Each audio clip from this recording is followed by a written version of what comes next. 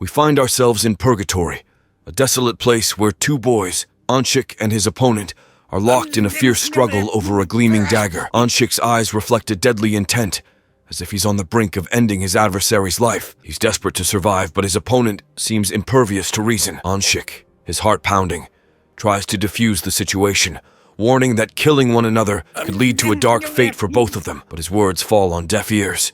Drowning in the intensity of the moment, Anshik uses a rock to bash in his opponent and leave him on the ground bloody.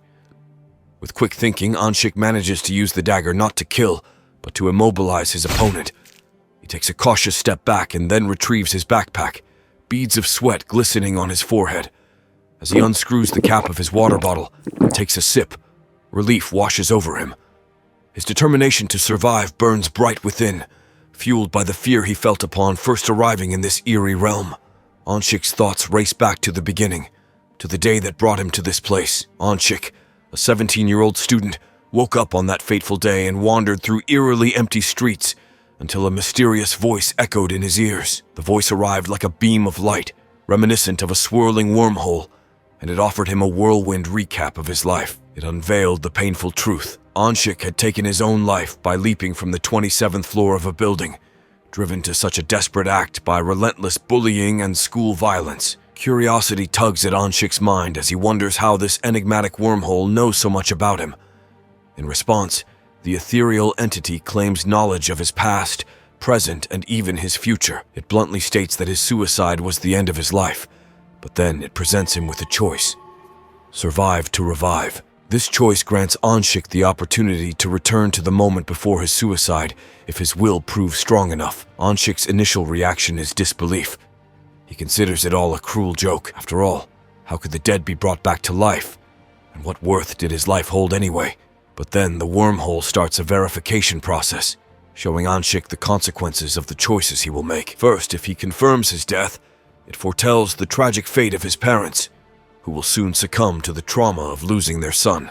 Second, if he chooses to revive and continue living, he is promised a life of grandeur, becoming a renowned author and a multimillionaire by his mid-20s, bathed in the spotlight of glamour. Anshik swiftly seizes the offer to revive, but there's a catch. He learns about the Survive to Revive competition. To earn his chance at revival, he must endure a grueling trial in purgatory for 1,000 suns, equivalent to 1,000 days. With unwavering resolve, he accepts the challenge, and his participation is officially recorded. However, the competition proves to be more challenging than he could have imagined. He's handed a backpack containing only minimal supplies meant to last 1,000 days, and he's bound by strict rules. Rule 1: no direct killing of other humans in purgatory. Rule 2: no consuming human flesh. Rule 3: suicide is strictly forbidden. Any transgressions result in immediate banishment to hell. As Anshik watches the wormhole disappear without guidance on where to find shelter or sustenance, he realizes he's nearly stranded in this desolate place. Purgatory offers no signs of life, no rainfall, and no other organisms. His only hope lies in the limited supplies within his backpack, a precious resource in this barren wasteland. Just as Anshik stands there, stunned by the sudden betrayal, he's approached by another man carrying a backpack identical to his own. This man is clearly a part of the Survive to Revive competition, and his name is Gilho. In his previous life, Gilho was a successful business owner who spiraled into depression after enduring a series of devastating losses in his business ventures. Now he competes in this harrowing trial because he believes that in 10 years, his child will achieve great success, and he desperately wants to be there to witness it. Gilho learns the tragic cause of Anshik's death, and can't help but mock him for not being able to confront his tormentors. Yet, he too had been on a sinking ship of despair, ending his own life due to his financial struggles in the business world. Surprisingly, despite their initial friction, a bond forms between them, forged by the shared burden of their pasts and their current predicament. As they sit together, they even pluck up the courage to reveal the contents of each other's backpacks, both secretly wishing for more supplies to aid their chances of survival. Before we continue, take a moment to answer the question of the day. What are some underrated manhwas that more people should know about? Comment down below for a chance to be shouted out.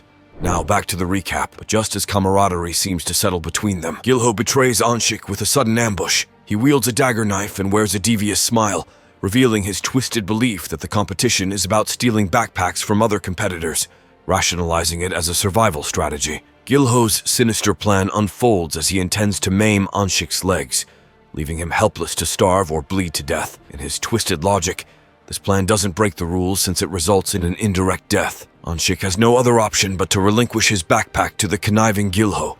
As the realization of losing his only lifeline sets in, Anshik breaks down in tears, overwhelmed by the despair of his situation. He contemplates his next move without any supplies, a stark reminder of how swiftly he lost everything he was given just an hour ago. Now, Anshik walks alone through the dimly lit streets of Purgatory, his footsteps echoing in the desolation. But then, a glimmer of hope appears as he spots a faint light emanating from one of the abandoned houses.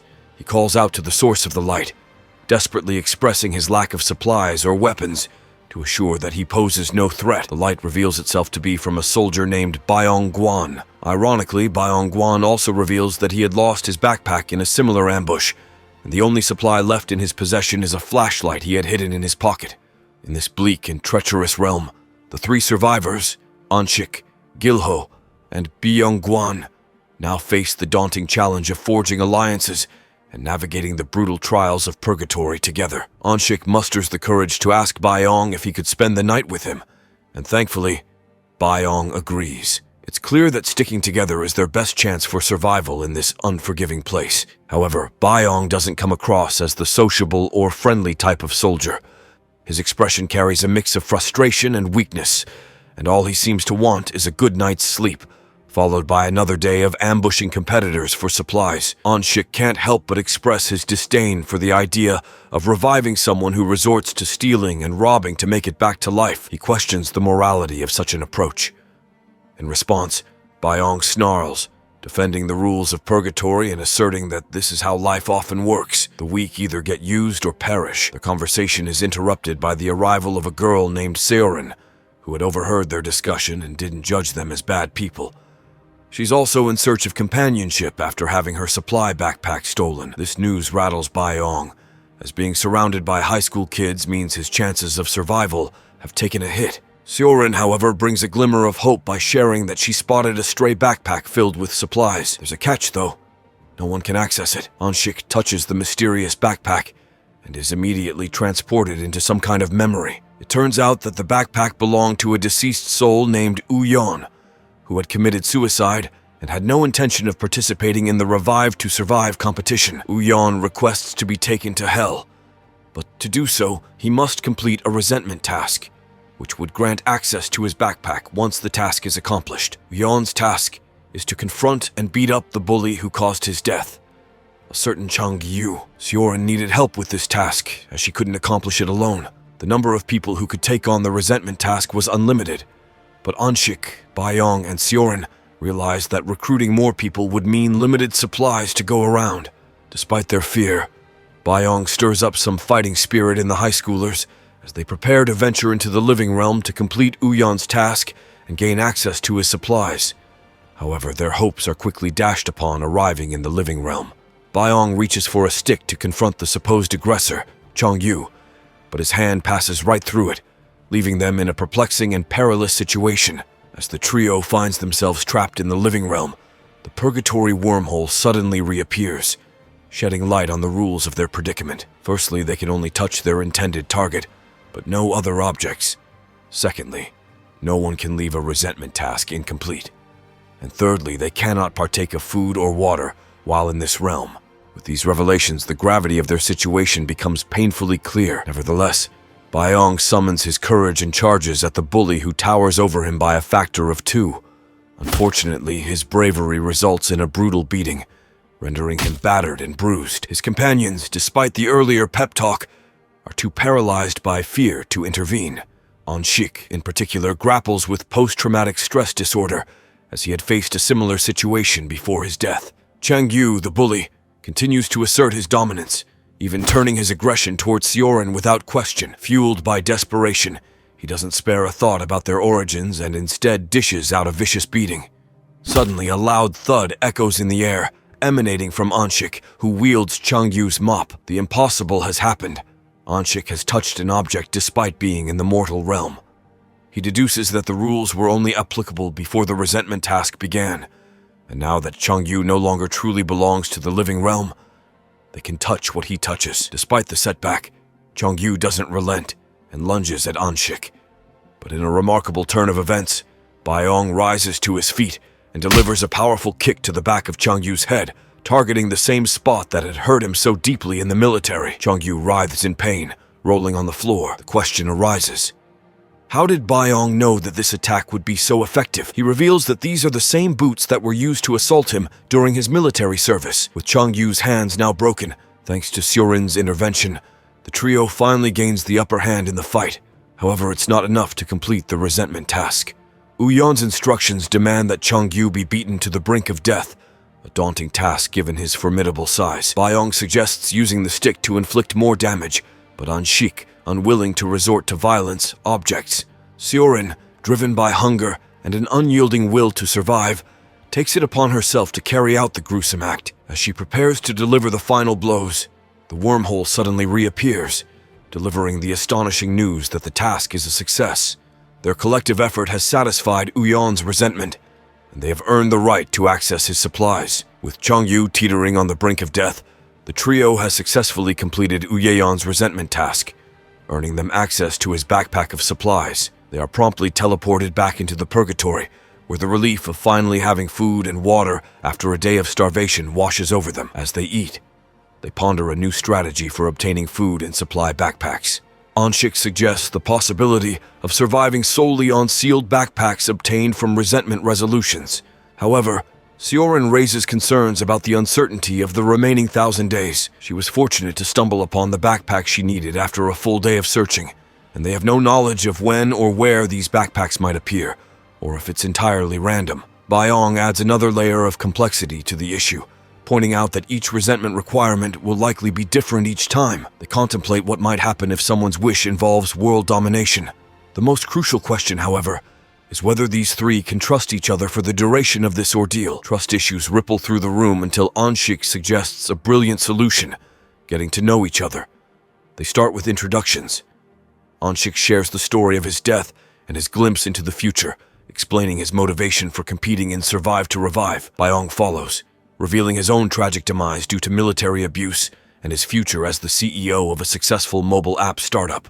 Siorin's future holds fame as an influencer with over 1 million followers, but her cause of death stems from a deeply distressing event: sexual abuse at the hands of her own father. While Baiyong passionately speaks about seeking revenge for Siorin upon his revival, Anshik cautions them to be quiet as they notice a confrontation unfolding outside. Two men are engaged in a heated battle, with one of them being Gilho, the man who robbed Anshik, and the other being Begon, who had robbed Baiyong. It's evident that a fight between thieves is underway, and both of them are revealed to be businessmen. Bagyun claims that his death was an accident, and that he doesn't belong in this place, emphasizing his desperate desire to return home by any means necessary. To spare the details, the two men engage in a brutal and gruesome fight, exchanging punches and knife stabs in a fierce battle for survival in the unforgiving purgatory. After the two thieves, Gilho and Bagyun, have sufficiently weakened each other, Baiyong seizes the opportunity to approach the scene,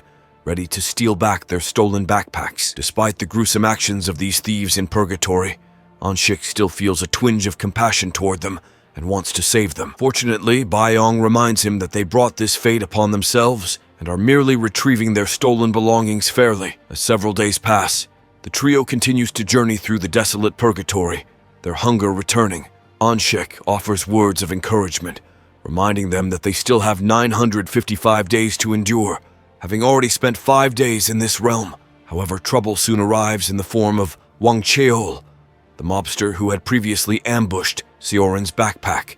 After careful consideration, they decide to take the bold approach and infiltrate Wang Cheol's hideout instead of lying low, with the intention of stealing his reserved backpacks. Anshik takes the lead in scouting the hideout, as Baiyong is too hesitant to approach the intimidating mobster's turf. Inside, they discover that Wang Cheol has amassed numerous stolen backpacks and keeps some prisoners whom he treats like obedient pets. The prisoners endure such brutal treatment that one of them pleads for death as an escape from the suffering. However, Wang Cheol has other plans for them. It turns out he has meticulously trained these humans to become his loyal puppies and guards for his hideout, leaving no room for intruders. The gang discusses the seemingly impossible mission, with Baiyong immediately labeling it as such. He also raises concerns about the possibility of Wang Chil having an accomplice outside the hideout.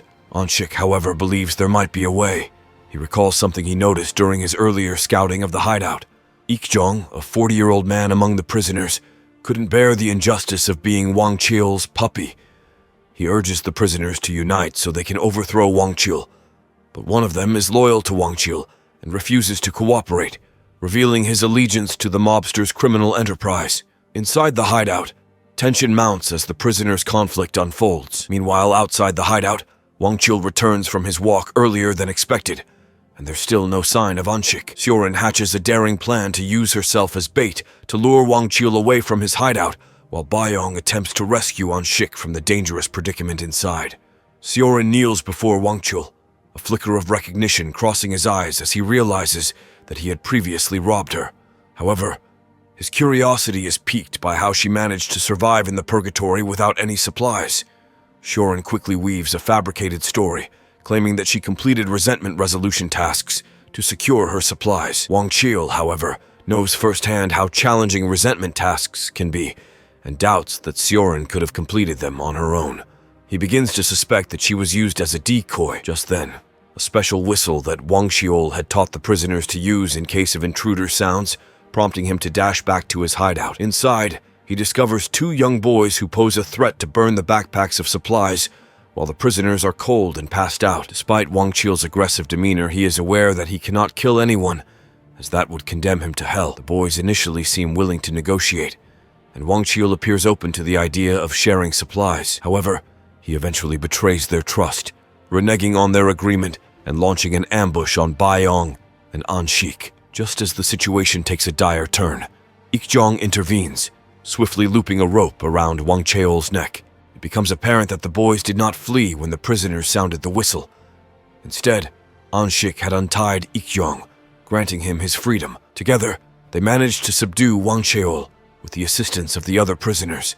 As the group begins to celebrate their small victory, they suddenly hear approaching footsteps. To their alarm, the figure that emerges is Sioran, but she's not alone.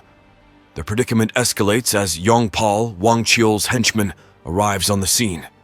Yongpal is appalled by the sight before him and resolves to teach them all a harsh lesson. The sudden change in circumstances plunges the group into a state of palpable fear.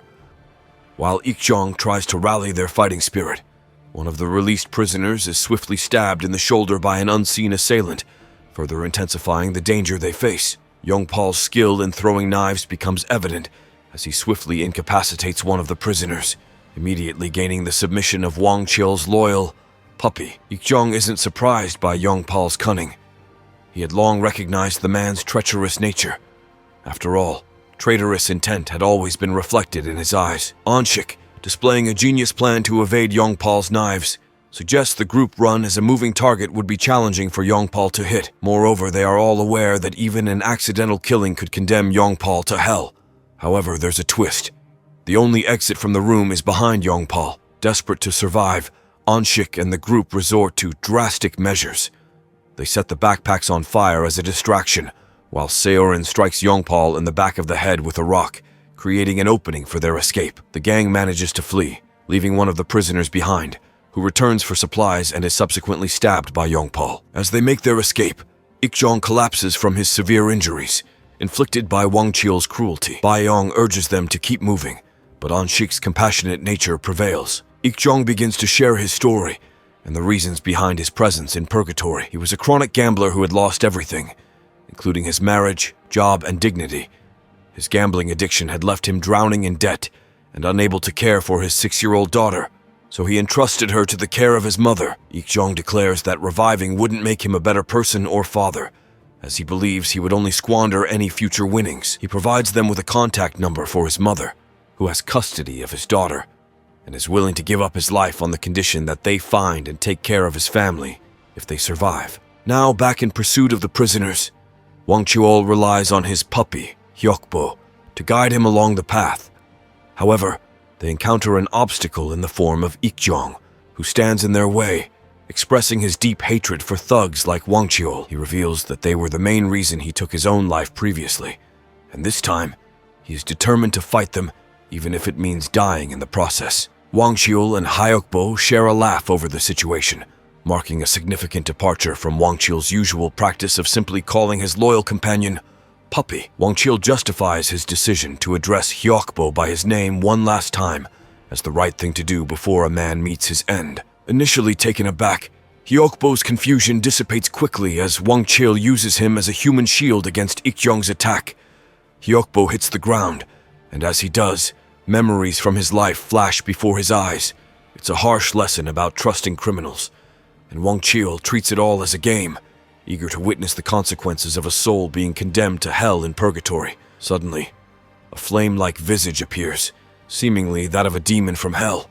It pronounces Hyokbo dead and reduces his body to dust. Ik-jong, on the other hand, faces condemnation for breaking the rules and killing another soul in purgatory. His body is subjected to a painful death by flames, reducing him to ashes. Following these grim events, Yongpal reunites with Wang Qiu to discuss their next steps now that all the backpacks have been destroyed. Yongpal, who has had enough of dealing with the kids, wishes to have nothing more to do with them. However, Wang Qiu sees things differently. He believes the children have a better chance of surviving in purgatory than most adults, and has developed an interest in Anshik, wishing to mentor him. Hours later, the group continues to trek through the desolate purgatory without food or water, their frustration evident on their faces. They decide to take a break, though not without another outburst from Baiyong, who is upset with Sioran for worrying about Ik-jong. Baiyong's overriding concern is their survival above all else. Anshik tries to reason with the soldier, but their conversation is interrupted when a larger wormhole appears,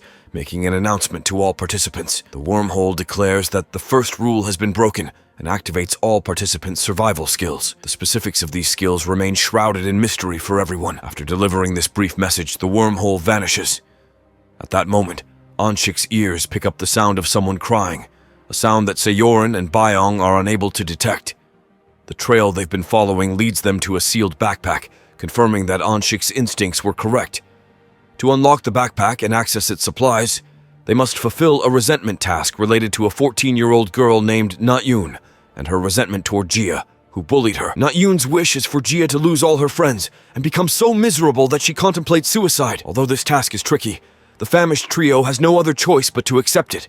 Upon their arrival in the living realm, they encounter an unexpected twist in Na-yoon's resentment. It turns out that Jia is actually a sweet girl who cares deeply for Na-yoon and is genuinely worried about her well-being. The situation doesn't make sense because Na-yoon wouldn't kill herself over a mere joke. Seorin speculates that Jia might be pretending, much like one of the bullies from their school, who would act nice in public but be cruel in private. Despite their overwhelming hunger, the trio cannot interact with anything or be seen by anyone except their target, Jia. Fortunately, they observe that Jia is planning to go out for food with her friends, providing an opportunity for Baiyong, as they can only access items their target touches. Driven by hunger, Baiyong approaches Jia, hoping she might offer him food. However, Jia reacts with alarm, misunderstanding his intentions and labeling him a pervert. She continues her outburst, leaving her friends baffled and wondering whom she is addressing. Due to Jia's unique status, she is the only one who can see Baiyong. To take advantage of the situation, Anshik devises a clever plan to extract a confession from Jia. He intends to present Seorin as a haunting specter to Jia. The plan unfolds seamlessly, with Seorin's emaciated appearance terrifying Jia to such an extent that even her mother suspects her sanity is compromised. Later, Seorin traps Jia in her room and urges her to confess her bullying by texting the group chat with her friends. Jia proceeds to recount her version of the events, revealing her side of the story. Na-yoon had been a quiet girl with no friends until Jia approached her and helped her become more expressive. However, trouble arose when Na-yoon gained attention at school, attracting even the popular girl Min-young as a potential friend. Jia became jealous of Na-yoon's budding friendships, particularly with more popular people than herself. In her envy, Jia spread rumors that Na-yoon was a snitch who betrayed Min-young. This jealousy was the root of their conflict. As Jia pleads for her life, realizing the text she's about to send could ruin her reputation, she breaks down in tears and begs for mercy. She hesitates to send the confession text. Seorin, desperate to complete the task, resorts to threatening Jia's mother due to her lack of cooperation. In a sudden turn of events, Jia tackles Seorin by the leg, causing her to lose balance and hit her head. This surprising physical interaction between a ghost and a living person shocks everyone. Outside, Anshik and Baeyong are concerned about Seorin's well-being after being alone with Jia, who seemed difficult to crack. Anshik maintains faith in Seorin's ability to complete the task. Little do they know that the ghost they sent after Jia is currently bleeding. Jia's evil smile reveals her true nature, a mini-demon in disguise. In their minor scuffle, Jia gains the upper hand momentarily. She stomps on Seorin's injured foot and pushes her down on the bed, warning her not to mess with the wrong person. She boasts about Seorin's empty threats and her preference to keep her mother in the dark rather than reveal the truth about Na Yoon's death to her friends. Jia explains that Na Yoon had pleaded with her to clear her name from the Minyoung drama and had asked for forgiveness if she had done anything wrong. Jia's response had been cold and unforgiving, blaming Na Yoon for trying to elevate her social status. She had warned Na Yoon not to visit her again and to leave her alone at night. The present-day Jia shows no remorse for Na Yoon's death, indicating that her previous act in front of her friends was just a facade. Seorin takes the opportunity to let Jia reveal her ruthless acts before dropping the bombshell that she's finally going to get food after solving Na Yoon's resentment task. To ensure her confession is recorded, Seorin secretly records a voice message in the group chat, capturing everything Jia says about her mom and her involvement in Na Yoon's tragedy. Jia tries to stop Seorin from sending the message, but Seorin proves to be stronger, delivering a hard slap across Jia's face that sends her falling. After successfully exposing the deceitful and treacherous deeds of Jia to her unsuspecting schoolmates, which notably included Min Yeong and even her own mother, a dramatic turn of events unfolds. The wormhole, an enigmatic and otherworldly entity, abruptly appears. It solemnly announces that Na Yoon's deep-seated resentment has been thoroughly completed. Consequently, as a direct result of this completion, the previously unyielding seal on their backpack is miraculously unlocked. In the midst of these revelations, they finally obtain much-needed sustenance, while Seorin, with a grimace of pain, carefully tends to her painfully wounded foot. In a moment of reflection, Anshik, feeling a mix of guilt and responsibility, offers a heartfelt apology for the unfortunate series of events that directly led to Seorin's injury. Despite his remorse, Seorin, rather than focusing on her own plight, expresses a growing concern about the potential and far-reaching consequences of their collective actions in this strange purgatory-like realm. Her mind is troubled by the unnerving possibility of being asked to commit an act of violence, such as killing someone, as part of a resentment task in the future. Baeyong, who is always practical and acutely focused on the immediate need for their survival, quickly reminds them of a harsh reality. He points out that each backpack they come across represents a life, a stark reminder that they need to continue their relentless hunting for more sealed backpacks. Due to her incapacitated state, Seorin, hindered by her injured foot, is assigned the task of waiting for the others while they embark on their search for more sealed backpacks. As they venture further in their quest for backpacks, Baeyong, ever curious, expresses a keen interest in Anshik's survival skill. He quietly hopes it will be something related to combat, which could prove beneficial in their dire situation. Suddenly, their conversation is interrupted by a loud, piercing cry echoing in the distance. To their horror, they witness a chilling scene. A man being viciously attacked by a starving woman. This harrowing incident marks the first time they have witnessed someone who is condemned to the depths of hell, and the terrifying sight leaves them utterly shaken. The man, overwhelmed by fear and desperation, is so frightened that even the stringent rules of this purgatorial realm prevent him from inflicting harm upon himself. This prompts Anshik to ponder the punishment for someone who would dare to break two rules simultaneously by committing the act of suicide. Amidst this chaos, a mysterious girl approaches them. She introduces herself and proceeds to explain her theory about the circumstances under which someone can be condemned to hell. However, she admits that her theory lacks concrete proof, as she has not personally witnessed such an event. She scrutinizes Baeyong and concludes that he is no different from her abandoned party, following which she decides to move on. Anshik, his senses heightened, suddenly detects the presence of a sealed backpack ahead, causing the strange girl, now identified as Sang-hui, to pause and contemplate the nature of Anshik's survival skill. Sang-hui, in a moment of vulnerability, shares her poignant backstory with them. She reveals that she tragically died at the young age of 21, her life cut short due to the unbearable weight of academic stress and depression. Her resentment task in this realm is a deeply personal one: to prevent her younger brother, Haon, from succumbing to the same fate of academic trauma that she endured. Intriguingly, this particular task is designed for 3 people, a unique and unprecedented requirement that they haven't encountered before in their journey. Moreover, the target of resentment may involve not just 1, but 2 people. Sang-hwee's brother Ha-on is at risk of becoming a victim of academic depression, much like she did, at the hands of their father, Mr. Oh. Mr. Oh, despite caring deeply for Sang-hwee, is driven by his own ambitions and had once forced her into the rigorous and demanding world of medical school. Now, with Sang-hwee gone, there is a looming fear that Ha-on might become the next target of their father's unrelenting academic pressures. Before we continue, let's take a moment to shout out Ara Ara Simp, who commented, "This channel is so underrated, bro. You always cover good manhwa," on our unordinary video. Thanks for commenting. That particular evening, Mr. O found himself engulfed in a state of anxious anticipation, eagerly awaiting his son Han's return from school. He was particularly keen to lay his eyes on the results of Han's recent mock examination. The dynamics of their relationship were far from ideal, often shrouded in a palpable tension and an overarching sense of fear, rather than being filled with the comforting warmth and joy typically associated with paternal bonds. Han, on his part, harbored a deep-seated dread of his father's overbearing desperation. This fear propelled him to quickly seek refuge in the secluded sanctuary of his room upon arriving home.